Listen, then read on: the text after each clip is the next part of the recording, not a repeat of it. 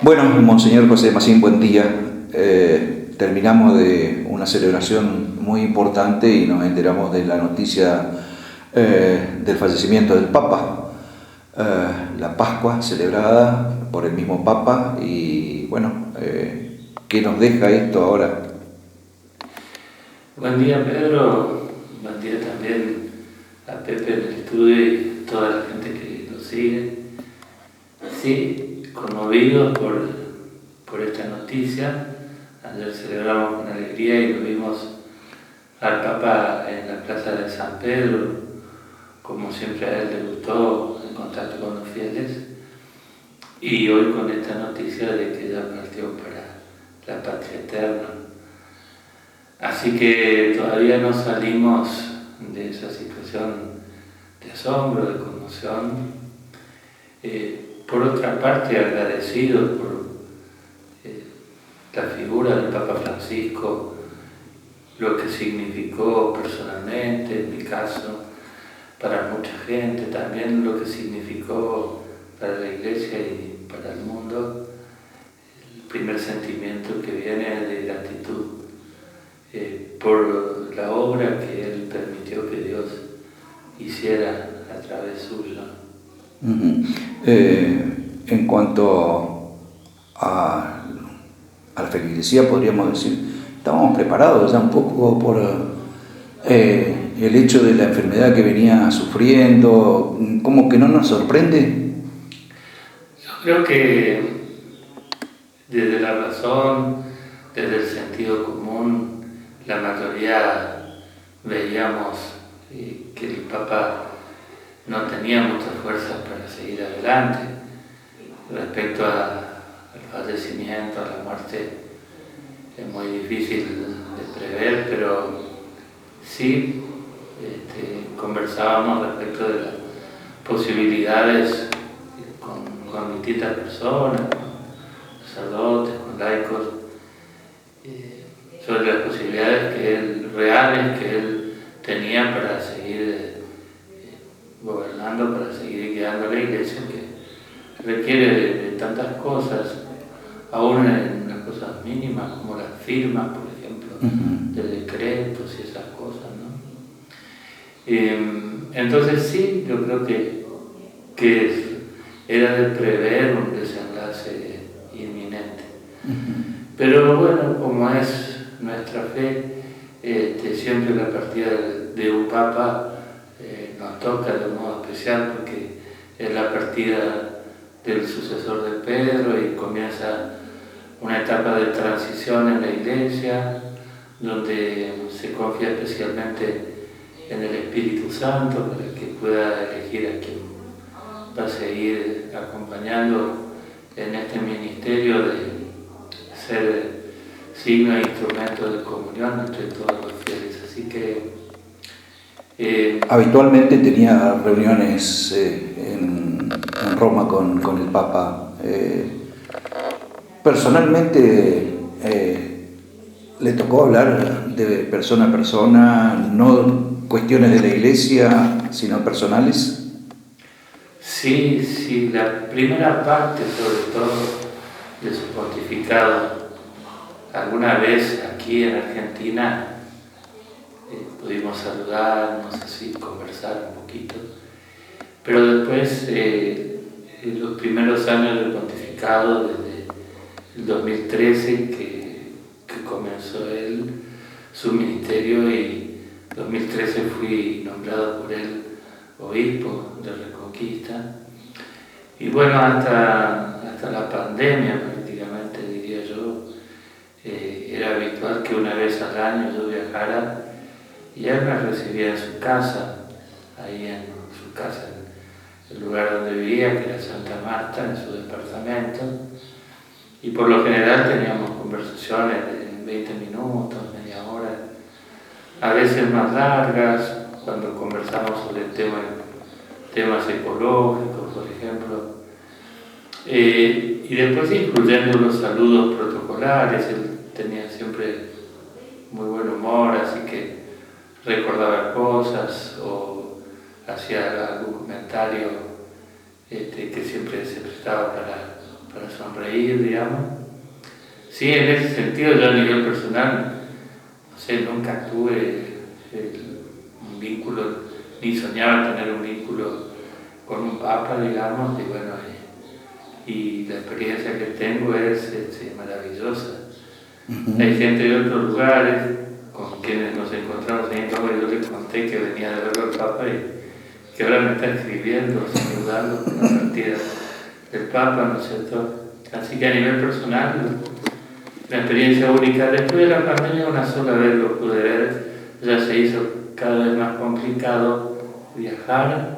Yo recién viajé creo 2022, 2023, y a medida que se fue deteriorando su salud, se hizo más difícil también el contacto personal, y más bien era el contacto protocolar, es decir, el saludo en una audiencia. El Papa argentino que no vino a la Argentina, creo que nos duele un poco también eso. Sí, uno lo siente, y cada vez que lo veíamos, los obispos personalmente, me consta otros hermanos obispos también, y después como conferencia episcopal lo hemos invitado, si no me equivoco, cada asamblea plenaria, digamos, a excepción de las últimas, que bueno, dijimos ya que él decida de acuerdo a su discernimiento. ¿Y qué le decía? ¿Por qué no? Nunca nos respondió directamente diciéndonos por esto. Nos hablaba de la necesidad de visitar otros países, que todavía él tenía intención de visitar países de la zona de Asia, donde el cristianismo es muy perseguido, también en África. Argumentos válidos, me parece, porque respondían a una visión de conjunto que uno no la tiene, uno no alcanza a medir las dimensiones del sufrimiento, el dolor de algunos cristianos que son perseguidos, o algunas iglesias que son perseguidas en África y en Asia, con quemas de templos donde murieron más de 100 o 200 personas, ¿no es cierto? Supo delegar, y sabiendo que ustedes, los obispos aquí en Argentina, llevaban la iglesia bien adelante. Bueno, él siempre tuvo un contacto muy fluido con nosotros, con la conferencia episcopal, con la ejecutiva, sería con el grupo que conduce la conferencia episcopal por periodo de 3 años, y después tenía un contacto personal con nosotros, con cada obispo, tal punto de muchas veces escribirnos o también hablar por teléfono. Entonces, creo yo que él también se apoyaba en eso, es decir, de tener mucha gente conocida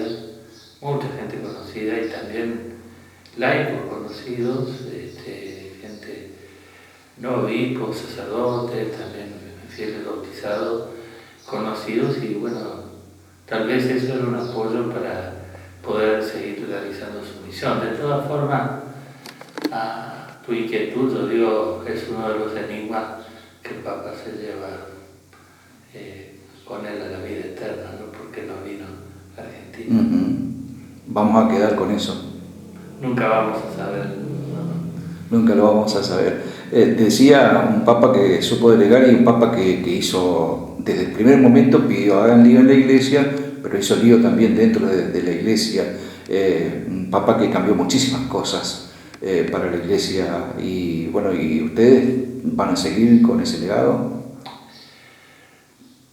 Por un lado, sí, el Papa comenzó con ese discurso en el Encuentro Mundial de Juventud de Río de Janeiro, sí, en Brasil, y bueno, después se fue percibiendo que no era solamente una frase, sino que era una visión que él escribió en el discurso de cardenales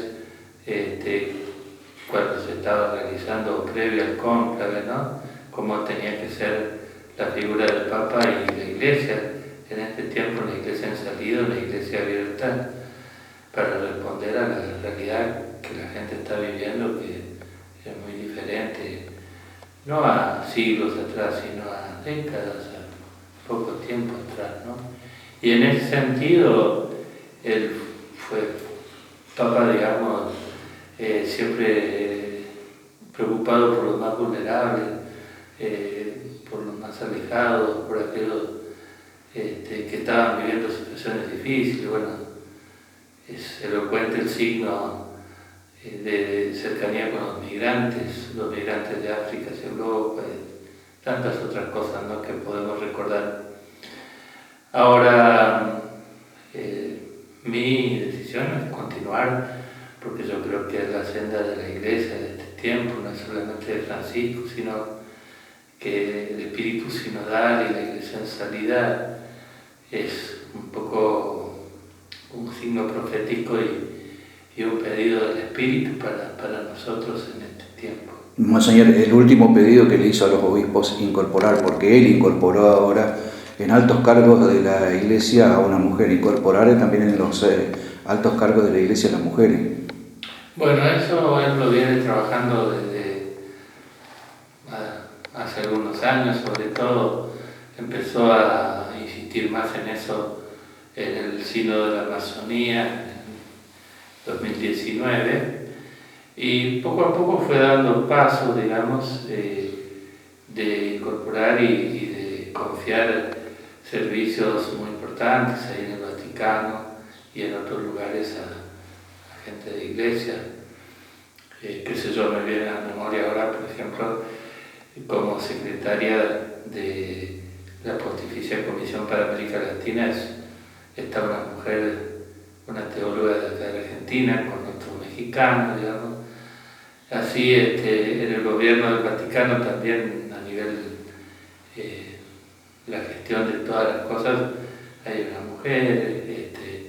En el dicasterio para el desarrollo humano integral, con el que yo tengo mucho contacto por el tema del cuidado del medio ambiente, también hay una mujer como secretaria, estaría el cardenal prefecto y la mujer como secretaria, ¿no?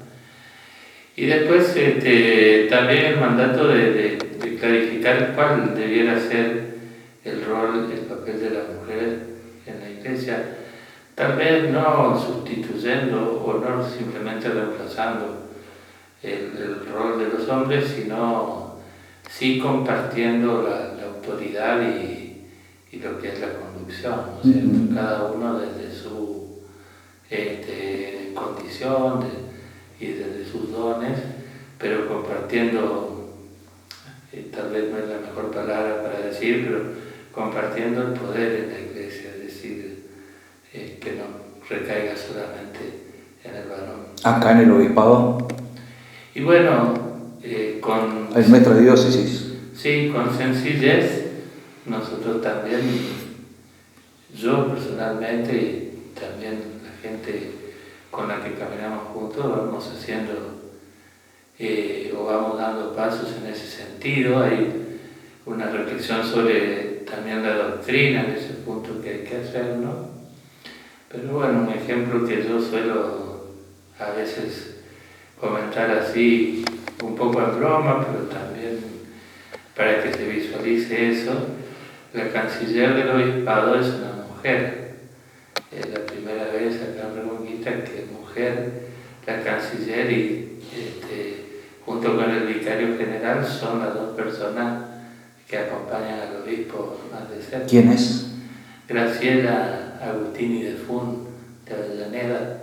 Canciller aquí en el obispado. Canciller, sí, mujer canciller. Así que, y así en otras áreas también, el área de pastoral social sumamos varias mujeres y en otros grupos más pequeños, digamos, en los consejos y demás. Y por mi parte, dispuesto a seguir en este camino, tanto de reflexión de cuál es el lugar propio, digamos, desde su condición, como también en el ejercicio concreto, qué pasos dar para eso, ¿no? Un poco como que ya se estaría conociendo quién va a suceder a Francisco. ¿Será así por el obispo africano? Yo creo que, personalmente, es una opinión muy personal, yo creo que no, por lo menos para mí es muy difícil saber o decir podría ser este obispo, este otro obispo. Tal vez de los cónclaves el que menos claramente veo quién puede ser el sucesor. Hay gente que sí, que se inclina, digamos, por una figura, por un cardenal filipino, por un cardenal africano, que son conocidos y eran cercanos a Francisco. Algunos hablan de que es el tiempo de un cardenal, una figura del mundo anglosajón. Pero personalmente, bueno, y a partir de lo que yo conozco y de los cardenales que conocí en Roma, no, la verdad, con toda sinceridad, con una mano en el corazón, no sabría decirte quién puede llegar a ser, no, ni siquiera quién podría ser candidato, ¿no? ¿Tiene que ser alguien que continúe la obra revolucionaria de Francisco? ¿O tiene que cambiar el trabajo que hizo Francisco en la iglesia desde los últimos 13 años? Bueno, es de esperar, y en la iglesia eso siempre termina dándose así, digamos, aunque a veces al principio de la elección de un papa no se percibe, pero hay continuidad entre los últimos papas, por ejemplo Juan Pablo, Benedicto y figuras muy distintas, ¿no? Que terminaron después confluyendo en algunos temas, qué sé yo, la renuncia del Papa Benedicto fue un gesto muy valioso para la Iglesia, para darle lugar a otra persona con más fuerzas, vino Francisco, para que le dé el impulso a la Iglesia que estaba necesitando en ese momento. O sea, entonces de esa manera se va complementando, ¿no?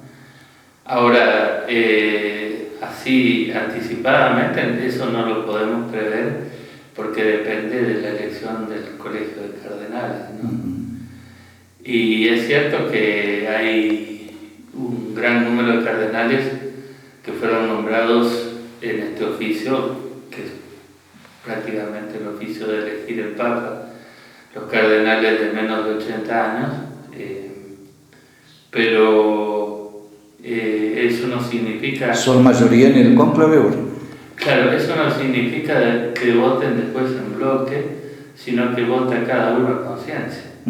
Así que de acuerdo a lo que vayan conversando y discerniendo juntos. Entonces, que haya la mayoría de los cardenales nombrados por Francisco no asegura que el próximo Papa sea una figura cercana a Francisco. El mundo es diferente también a la elección de Francisco al día de hoy, donde se tiene que elegir un nuevo Papa. Buscar cuestiones políticas, cuestiones económicas o cuestiones más de la fe religiosa. Es muy pertinente esa observación. El mundo es diferente y eso hace también que la elección recaiga sobre a veces personas que no esperamos, ¿no? Es diferente a nivel político, definitivamente. Es diferente a nivel económico, también. No hace falta que ponga ejemplos, ¿no? Pero la tensión que hay entre países por el tema económico es diferente a nivel cultural, muy diferente, con el avance de la inteligencia artificial, con todo lo que es la comunicación, y es diferente también a nivel de iglesia. Es decir, los pasos dados por Francisco generan como otros desafíos hacia adentro, como decía yo a propósito del tema de la mujer, ¿no? Es decir, la reflexión de por dónde pasaría esta inclusión más plena de la mujer en la conducción de la Iglesia.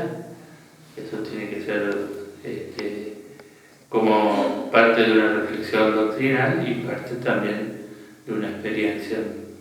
A mí me parece que ese es, lo que decís es un detalle muy importante para tenerlo en cuenta en la elección del próximo Papa. Es el cambio de contexto. Tendrá que ser una persona que pueda responder a este nuevo contexto, ¿no? ¿Cómo lo viven ustedes aquí, hoy y los próximos días? ¿Va a haber alguna misa? ¿Cómo lo van a llevar a esto, Monseñor? Bueno, básicamente lo primero que hoy decidimos es suspender el encuentro fraterno que teníamos los sacerdotes por la Pascua. Siempre nos solemos reunir, pero hoy no se condice un momento así festivo con lo que estamos viviendo, aunque lo vivimos con mucha serenidad, pero bueno, eso es lo primero que decidimos esta mañana muy temprano. Y después yo voy a presidir la misa en memoria del Papa Francisco en la Iglesia Catedral a las 20 y 15 horas, invitando a todos los sacerdotes y fieles que se quieran sumar. Y bueno, si algún sacerdote no puede venir o tiene alguna dificultad, también sugerimos que puedan hacer algún momento de oración o celebrar la misa en las distintas parroquias en otros horarios, ¿no? Eso en el día de hoy, digamos, y después tendremos que esperar las noticias de Roma para, bueno, armar un calendario simple, digamos, o sea, acompañar lo que vaya aconteciendo en Roma con algunas cosas aquí. Por ejemplo, qué sé yo, el día de la sepultura, también hacer una misa, convocar a una celebración. También está el tema de la educación, está el tema escolar. Hay un puñado de escuelas importantes que parte de la Iglesia, digamos, pertenece a su sistema educativo de enseñanza. ¿Sugiere asueto por duelo? Y bueno, eso lo tenemos que conversar con el ministerio. No somos nosotros los que tomamos las decisiones últimas sobre eso. Y también si es que el ministerio aprueba alguna iniciativa en ese sentido, tendremos que ver qué día conviene, porque puede ser mañana, como a lo mejor puede ser también el día que se celebran los funerales. Algo haremos, y si no se hace asueto, se hará otra cosa con las escuelas también, porque bien, son parte de la Iglesia, ¿no? Recordamos, 20:15 entonces. Hoy lo que tenemos en firma, sí, 20 y 15 en la catedral. Generalmente los lunes no hay misa. No trabajan los sacerdotes, pero hoy... Sí, hoy el Papa Francisco ¿Los hace trabajar igual? Dos cosas, nos hizo madrugar el día siguiente a la Semana Santa, que por lo general dormimos un poco más, porque es una semana muy intensa, y bueno, celebrar la misa juntos, porque a veces algunos la celebran en las comunidades o personalmente, ¿no? ¿Cómo se entera el obispo del fallecimiento del Papa? Yo me enteré porque... ¿Lo llaman desde Roma? No, manda la conferencia episcopal, manda una comunicación, pero la manda, llega tardíamente. A mí me llegó 2 o 3 horas después que ya había conocido la noticia por un sacerdote. Por los medios.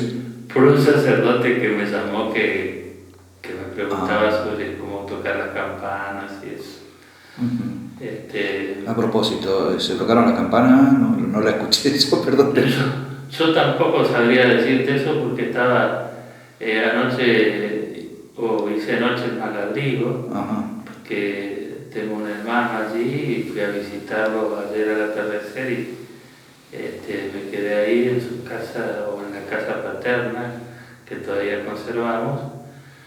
Así que no sabría decirte si sí, se de las habrán tocado, digo yo, no sé a qué hora, porque yo lo llamé al párroco de la catedral a las 7, más o menos 7:30, y estaba durmiendo, digamos, para decirle que toque las campanas, pero no sé cómo lo habrán hecho, digamos. La última, ¿le gustaría estar en el cónclave? No, ni... Es decir, no por su rango todavía, pero ¿le gustaría estar en el cónclave? La verdad que vi una película en este tiempo que, bueno, tiene sus... lo que tiene de interesante es que se llama Cónclave. La película Cónclave, sí, justamente. Sí, y sí, ganó un Oscar al mejor guión.